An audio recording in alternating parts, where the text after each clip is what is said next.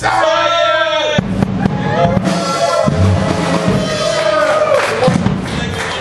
TV show. That's what you're about to see right now. This has actually won awards through the scientific community. It was noted by Michelle Obama, like an academic achievement thing. We got it up in the office. It's one of our proudest moments here at Kofy TV. We keep hearing that Megan's Law gives these awards that scholars They're supposed to be for something. I'm not sure.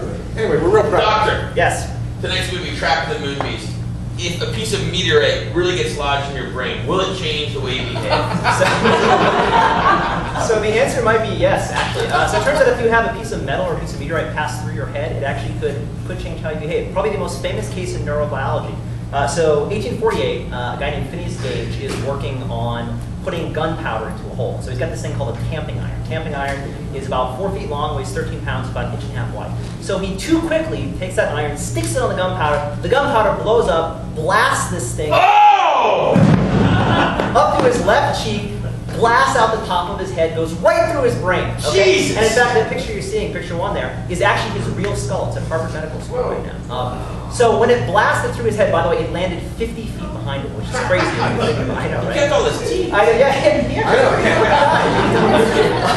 So when it blasted through his head, he actually was okay, more or less. Like, he's in the sense that you got blasted by a giant rod.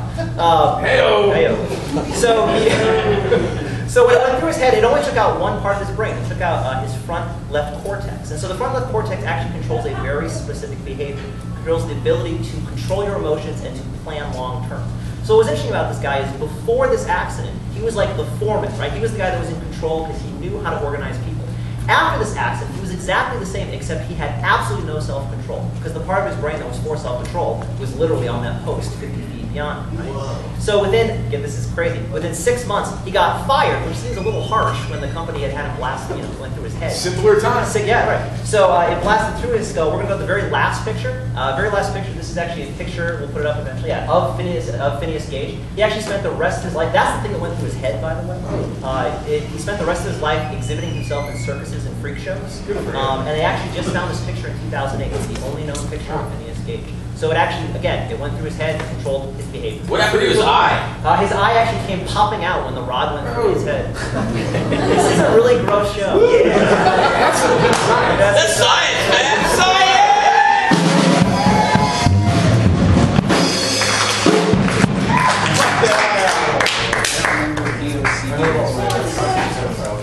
Oh, no, that can't possibly go on. Two pictures. Zombie Holocaust or Dr. Butcher? Dr. What is it for? I think it's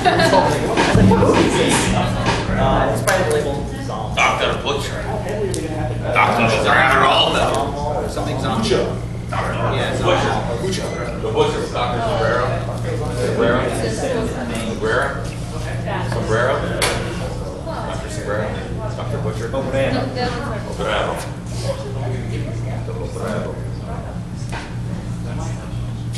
So my question is, how to make control zombie brain? It turns out it's okay. You ready to go? You ready, Scott? Yeah. All right. 3, 2, 1. Science!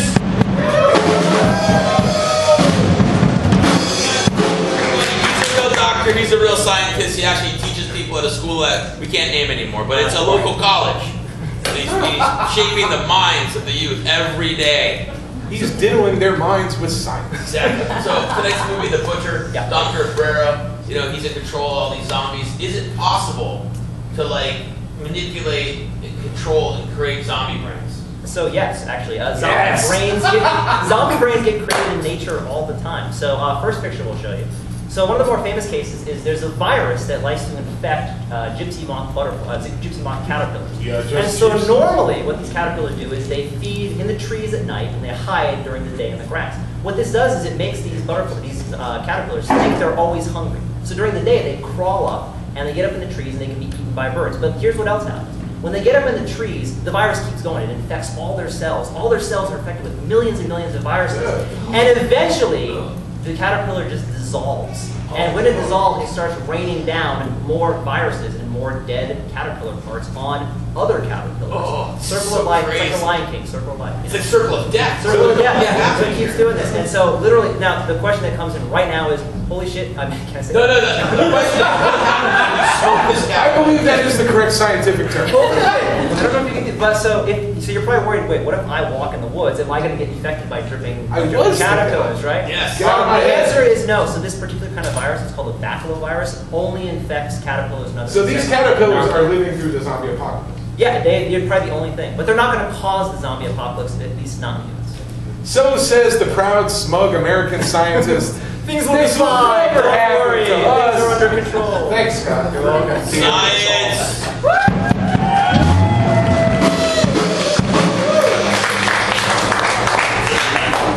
How many photos do you have, Scott? 2 photos. We can do the first and the third. We don't need the second one.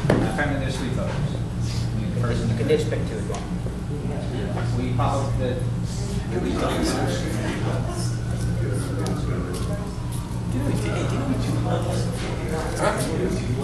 Sounds like it. Morning, girls.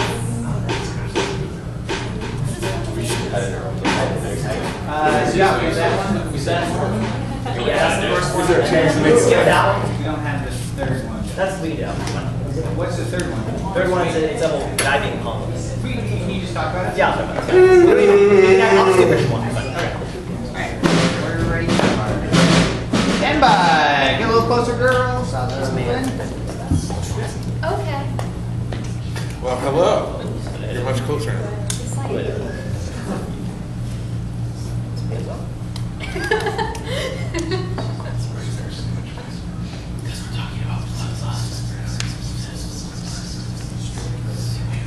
Secrets of science. Stand by. Camera 2. 3, 2, 1. Science!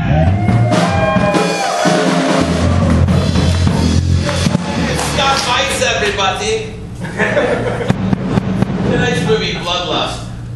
It's about a crazy, deranged dude hunting people for real. Is man truly the most dangerous animal? So maybe not. There's actually lots of animals that hunt humans for food. So probably the most common. Vagina? Because they hunt the man has a job, it feeds the woman. Well, that's the thing. They're really hunting for patient. Yeah, that's what Our rating They don't just want went you. way up too. That was nice. So the other deadliest animal then is actually the Nile crocodile. So here's a Nile crocodile right here. They kill literally hundreds of people a year in Africa. In fact, there's one really famous one. He's 60 years old. This is in sub-Saharan Africa. I think it's in Namibia. He's 60 years old. He's 20 feet long. He's killed 300 people. Right? Are you sure that in Africa there's just not like electricity, so this is their form of entertainment? They're like, hey, you guys in our village, hey, this is where we go swimming. Well, that actually is a good question. So we always think of animals eating humans as only an African thing, but really what it is when people and animals just I fully think that. Whoa, whoa, whoa. I didn't mean that in a What? racist way. Well, that was like a Scott Fights! So, You can't help in this case, genetics. It takes generations to get out of your system. Say I'm about to quit too. let's see what. So in Europe, people also get eaten by animals, at least back in the day. So when Europe was You mean the evolving, Nazis? this is going to really screw up my Google search results for my name. Right. So back when humans were first colonizing Europe, they actually were exposed to wolves a lot. Wolves had some humans, but once wolves decided humans were edible, there were actually lots of cases where wolves went after people. So one of the more famous cases, Like that movie with Taken in it. yeah, so 1766, the wolves of Perigord. It was actually a big pack of wolves that killed 18 people in the course of a month. Also, we don't have a picture for this, but you can look it up on Wikipedia like I do for all my stuff. This was cool. So it was actually one wolf, the wolf of Ansbach, in 1685 in Bavaria. It actually killed like 25 people. They thought this was the embodiment of a mayor that had just died that they hated. People were weird back then. They actually caught this wolf. They put a wig on it, they put clothes on it, and they hung it so that they could get rid of the wolf and the wolf's That's story. you know what they had that we You know, look up the picture. The communion. picture's cool. The picture's really cool. That's what it was. Little bit of trivia. The man who killed that wolf, last name, Danzig.